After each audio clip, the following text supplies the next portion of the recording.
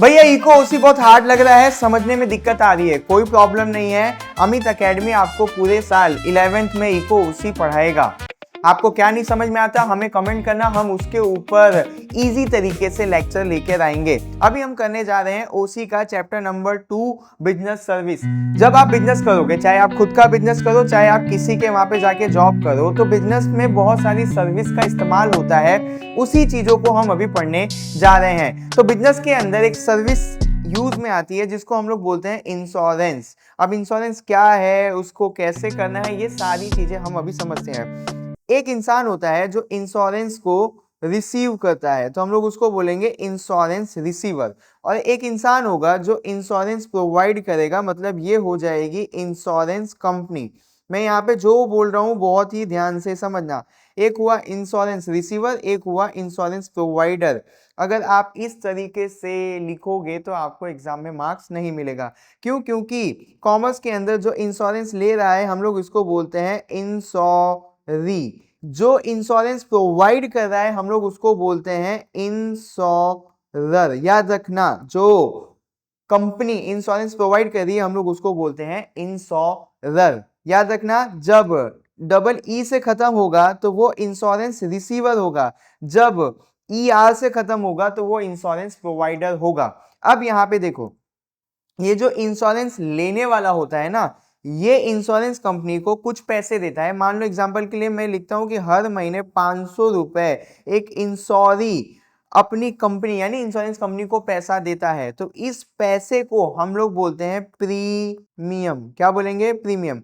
यानी आप इंश्योरेंस जब लेते हो तो आप बदले में क्या भरते हो? पैसा नहीं। क्या बोलोगे? प्रीमियम बोलोगे। वापस से रिपीट करता हूं, मेरे साथ बोलो। जब एक इंश्योरेंस लेने वाला पैसा भरता है इंश्योरेंस कंपनी को, तो हम लोग उसको बोलते हैं प्रीमियम। जब आप प्रीमियम भरते हो तो आपको एक पेपर मिलता है, इस पेपर को हम लोग बोलते हैं इंश्योरेंस पॉलिसी। पूरा एकदम से बेस क्लियर हो गया। जो इंश्योरेंस लेगा उसको इंश्योरी बोलेंगे, और जो ये इंश्योरेंस लेने वाला पैसा भरेगा उसको प्रीमियम हम बोलेंगे। जो इंश्योरेंस देता है हम लोग उसको इंश्योरर बोलेंगे, और जो हम लोग इंश्योरेंस भरते हैं उसके बाद हमको पेपर मिलता है हम लोग उसको इंश्योरेंस पॉलिसी बोलेंगे। तो ये थोड़ा सा बेसिक था जो मेरे को आपको समझाना था, क्योंकि पूरे कॉमर्स में अब आपको इंश्योरी और इंश्योरेंस का डिफरेंस पता होगा, पॉलिसी क्या होती है वो पता होगा, प्रीमियम क्या होती है वो पता होगा। इसी तरीके से बेसिक के साथ मैं आपको पूरा कॉमर्स करवाता जाऊंगा, तो हमारे चैनल को सब्सक्राइब कर लो। कोई भी चीज अगर समझ में नहीं आती है तो तुरंत नीचे कमेंट करना कि अमित भैया वो वाला टॉपिक समझ में नहीं आ रहा है। हम जल्दी से जल्दी उस टॉपिक को आपको समझाने की पूरी कोशिश करेंगे। अब समझते हैं कि इंश्योरेंस क्या होता है। तो यहाँ पे देखो, एक लड़का है राजू, मैंने इसका नाम क्या रखा? राजू। इस राजू के पास एक साइकिल है। अब राजू की जो साइकिल थी उसका दोस्त है भोलू। याद रखना, राजू का फ्रेंड भोलू वो लेकर जाता था और उसकी साइकिल का एक्सीडेंट करवा देता था। क्या करवा देता था? एक्सीडेंट करवा देता था। अब राजू के पास इतने पैसे होते नहीं थे कि वो अपनी साइकिल का जो डैमेज है वो बार बार अपने पॉकेट मनी से भरवा सके। तो बेचारा जो राजू था वो बहुत परेशान रहने लगा। अब वो भोलू को ना भी नहीं बोल सकता था, क्योंकि भोलू उसका इकलौता बेस्ट फ्रेंड था। अगर वो भोलू को बोलेगा कि भोलू साइकिल मत लेके जा यार, तू बार बार लेके जाता है, मेरी साइकिल का एक्सीडेंट कर देता है, उसमें बहुत सारा डैमेज आता है, और जो भी लॉस होता है ना उस लॉस को भरने के लिए मेरे पास पैसा नहीं होता है। तो राजू के पास एक इंश्योरेंस अंकल आए। कौन आए? Insurance uncle. ये इंश्योरेंस अंकल ने राजू को ये समझाया कि राजू तू ऐसा करना कि जो तेरा साइकिल डैमेज होता है ना उसके लिए तू हर महीने मुझे 20 रुपए दिया कर। कितना दिया कर? 20 रुपए। राजू बोला अच्छा ठीक है अंकल। अब आपको पता है कि राजू ये जो 20 रुपए इंश्योरेंस अंकल को भरेगा हम लोग इसको प्रीमियम बोलते हैं। क्या बोलते हैं? प्रीमियम। तो इंश्योरेंस अंकल ने राजू को बोला कि तू हर महीने मुझे 20 रुपए का प्रीमियम दिया कर, और तेरी साइकिल का जो भी डैमेज होगा उसका पूरा खर्चा मैं उठाऊंगा। मान लो कि राजू की साइकिल जब ठुकती थी तो उसको 500 रुपए लग जाते थे अपनी साइकिल को वापस से रिपेयर करने में। तो यहाँ पे ये जो इंश्योरेंस अंकल हैं उन्होंने बोला राजू ये जो पूरा 500 रुपए है अब कौन पे करेगा, मैं पे करूंगा। तो इसी को हम लोग बोलते हैं इंश्योरेंस। आप क्या कर रहे होते हो, आप एक प्रीमियम भर रहे होते हो, उस प्रीमियम के बदले में जब भी आपका कोई डैमेज या कोई लॉस होता है तो इंश्योरेंस कंपनी उसको भर के देती है, इसी को हम लोग बोलते हैं इंश्योरेंस। अब एक और वर्ड मैं आपको बताता हूं, ये जो 500 रुपए है अगर इसको हम कॉमन लैंग्वेज में बोलेंगे तो हम लोग बोल देंगे कि लॉस रिकवरी। बट इंश्योरेंस या हम लोग जब कॉमर्स पढ़ते हैं तो हम लोग उसके लिए भी एक वर्ड यूज करते हैं जिसको हम लोग बोलते हैं कंपेंसेशन। ये जो 500 रुपए है ये तो लॉस रिकवरी ही है, राजू की जो साइकिल टूटी थी उसी का पैसा इंश्योरेंस कंपनी ने भरा, तो हम उसको सिंपल सी भाषा में बोल रहे हैं लॉस रिकवरी। बट जब आप कॉमर्स ले लेते हो तब आप इसको लॉस रिकवरी नहीं बोलोगे, तब आप क्या बोलोगे, कंपेंसेशन। जब भी कोई भी इंसान किसी के लॉस की भरपाई कर रहा होता है तब हम लोग वहां पे एक वर्ड यूज करते हैं कंपनसेशन। तो अब आप यहाँ पे बोलोगे कि जो इंश्योरेंस कंपनी है उसने राजू के साइकिल का 500 रुपए कंपनसेशन दिया। अब ये भी बेस क्लियर हो गया होगा, तो मैं सारे वर्ड्स सारे टर्म्स सब कुछ समझाता जाऊंगा। तो यहाँ पे आपको इंश्योरेंस समझ में आ गया होगा, एक बार वापस से रिपीट कर देता हूं। राजू ने इंश्योरेंस लिया, किस लिए लिया, अपने डैमेज और लॉस के भरपाई के लिए। तो हम इंश्योरेंस क्यों लेते हैं, ताकि हम अपने लॉस और डैमेज को प्रोटेक्ट कर सके, ना कि इंश्योरेंस से हम लोग प्रॉफिट बना सके। तो इंश्योरेंस कभी भी प्रॉफिट कमाने के लिए नहीं होता, क्या करने के लिए होता है, डैमेज और लॉस को रिकवर करने के लिए होता है। तो यहाँ पे आपने सिंपल सी कहानी के साथ इंश्योरेंस को भी समझ लिया। मैं इसी तरीके से छोटी छोटी कहानियां बनाकर आपको पूरा इको ओसी समझाता जाऊंगा। अब इंश्योरेंस लेने जो राजू है वो गया था, तो राजू को इंश्योरेंस अंकल ने बोला कि राजू इंश्योरेंस लेते समय हमें 4 प्रिंसिपल्स यानी इंश्योरेंस के 4 रूल्स याद रखने चाहिए। तो राजू ने इंश्योरेंस अंकल को पूछा अंकल कौन कौन से, तो अंकल ने बोला एक होता है अटमोस्ट गुड फेथ, एक होता है इंडेमनिटी, एक होता है इंश्योरेबल इंटरेस्ट, एक होता है सब्रोगेशन। तो मेरे साथ वापस बोलो कि कितने प्रिंसिपल्स हैं किसके, इंश्योरेंस के, तो 4 हैं, utmost good faith, indemnity, insurable interest and subrogation. एक बार वापस से बोल लेते हैं ताकि हमारे दिमाग को एकदम अच्छे से फिट हो जाए। Utmost good faith, indemnity, insurable interest and subrogation. तो ये 4 प्रिंसिपल ऑफ इंश्योरेंस हैं, इनको याद रख के चलना। आगे कहानी से इन 4 प्रिंसिपल्स को समझते हैं।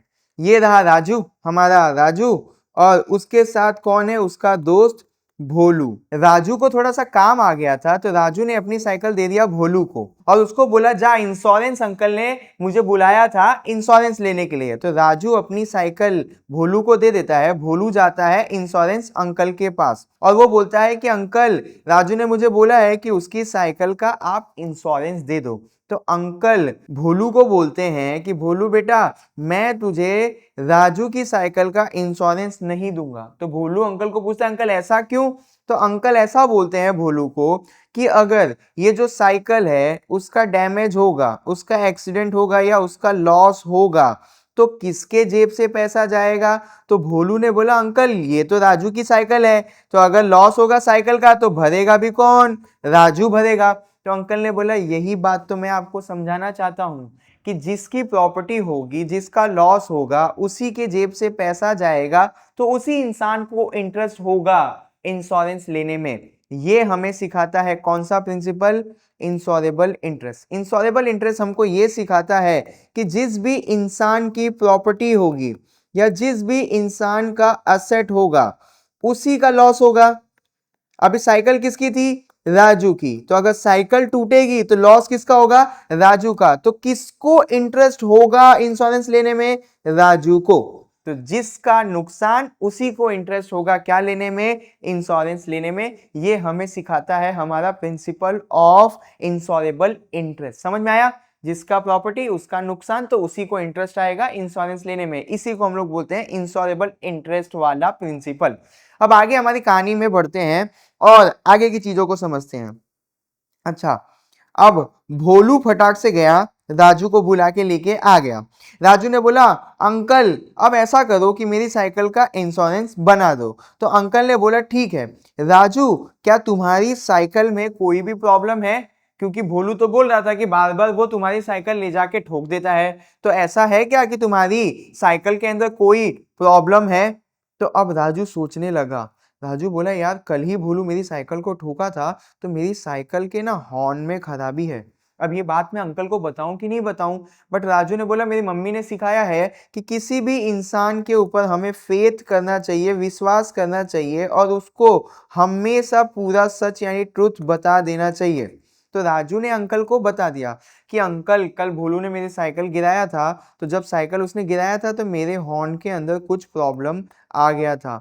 ये बात सुनते ही इंश्योरेंस अंकल खुश हो गए, बोले अरे वाह राजू, तुमने अपनी प्रॉब्लम बता दी। वरना ऐसा होता ना कि जब भी मुझे ये बात पता चलती कि राजू तुम्हारी साइकिल के हॉर्न में प्रॉब्लम है, मैं तुम्हारा इंश्योरेंस पॉलिसी कैंसिल कर देता। अभी जो आपने कहानी समझी वो रिलेट करता है अटमॉस गुड फेथ। जो आप 4 प्रिंसिपल्स पढ़ रहे हो उसमें से ये प्रिंसिपल है अटमॉस गुड फेथ। समझाता हूँ। इंश्योरेंस के अंदर 2 पार्टी होती है, एक होता है इंश्योरेंस रिसीवर और एक होता है इंश्योरेंस कंपनी जो इंश्योरेंस देती है। यहाँ पे दोनों पार्टी को एक दूसरे के साथ फेथ दिखाना चाहिए। यानी जब इंश्योरेंस पॉलिसी बना रहे होते हैं तो दोनों पार्टी को सारी असली बातें सच सच बता देनी चाहिए। जैसे राजू की साइकिल के अंदर प्रॉब्लम था तो राजू ने बता दिया कि अंकल मेरा हॉर्न खराब था।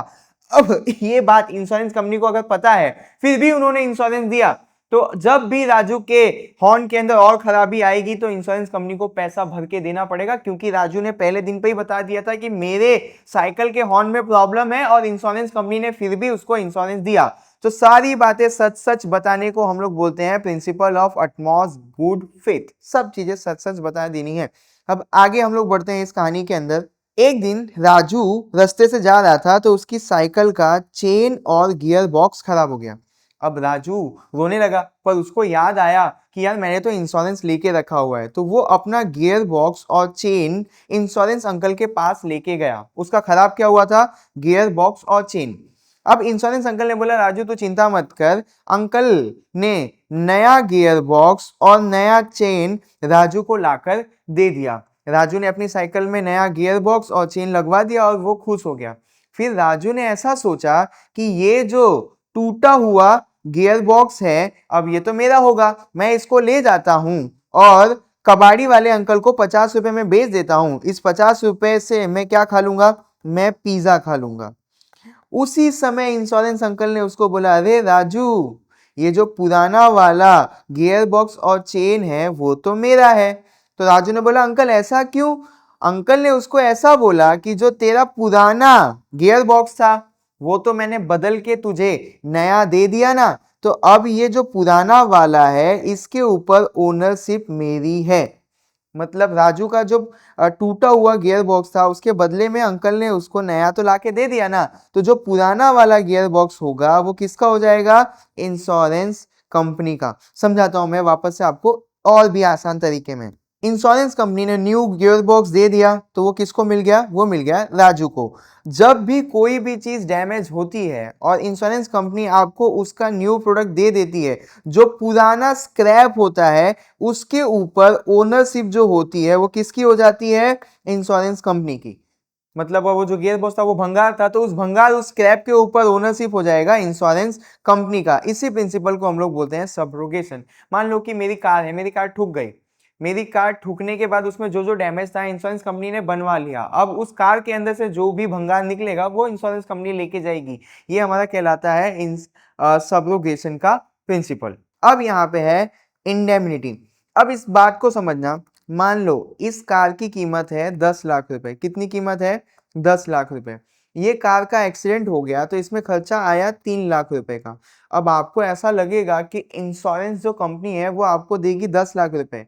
ऐसा नहीं है। आपकी गाड़ी ठुकी, गाड़ी ठुकने के बाद आपका कितना खर्चा आया? 3 लाख रुपए का। तो जो इंश्योरेंस कंपनी है वो आपको सिर्फ और सिर्फ 3 लाख रुपए ही देगी। ये प्रिंसिपल्स हमें ये सिखाता है कि जो इंश्योरेंस होता है वो प्रॉफिट बनाने के लिए नहीं होता है, वो होता है लॉस को रिकवर करने के लिए। तो इंडेमनिटी हमें क्या सिखाता है कि इंश्योरेंस प्रॉफिट बनाने के लिए नहीं होता है, लॉस रिकवर करने के लिए होता है। तो यहाँ पे मैंने आपको प्रिंसिपल्स ऑफ तो यहाँ पे मैंने आपको प्रिंसिपल्स ऑफ इंश्योरेंस समझा दिया। अभी भी किसी भी टॉपिक में डाउट लगता है तो कमेंट करना, मैं इससे भी आसान तरीके से समझाने की कोशिश करूंगा। इस चैप्टर को मैं ऐसे ही छोटे छोटे पार्ट्स में आपको समझाऊंगा और एग्जाम के टाइम पे मैं आपके लिए एक वन शॉट भी लेकर आऊंगा जिससे आपका एग्जाम भी अच्छा जाए।